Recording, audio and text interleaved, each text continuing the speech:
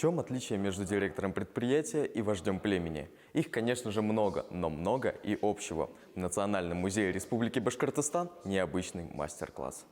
В Национальном музее Республики Башкортостан проходит необычная лекция «Мастер-класс. Легенды древнего вождя». Здесь можно познакомиться с археологическими ценными находками и даже потрогать кости многовековой давности. Да, наш музей может похвастаться огромным количеством редких археологических артефактов.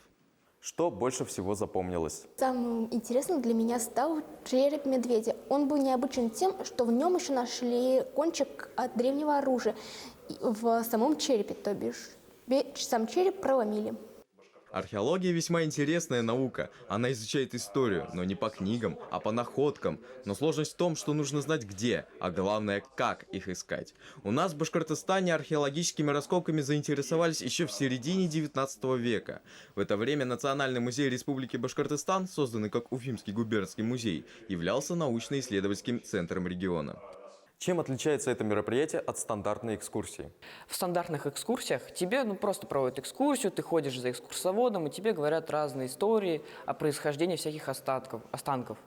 А здесь тебе дают их потрогать, потом ты можешь задать пару вопросов, и также экскурсовод тебе сам задает вопросы, на которые ты можешь ответить. В начале 20 века на территории Уфы впервые проведены профессиональные раскопки. Материалы тогдашних раскопок по сей день хранятся в фондах музея. В 1920 году в музее появляется отдел археологии. С тех пор открыто свыше 363 археологических памятников. Такая профессия, как археолог, требует терпения, спокойствия. Но какова награда прикоснуться к предметам, которым несколько веков? Серьезная информация лучше запоминается в такой легкой подаче с элементами приключения. Истинный вождь должен уметь искать самые разные подходы. Мне кажется, нам тоже удалось вас, зрители, заинтересовать. Азат Шакиров, Рамазан Мусин специально для Горы новостей.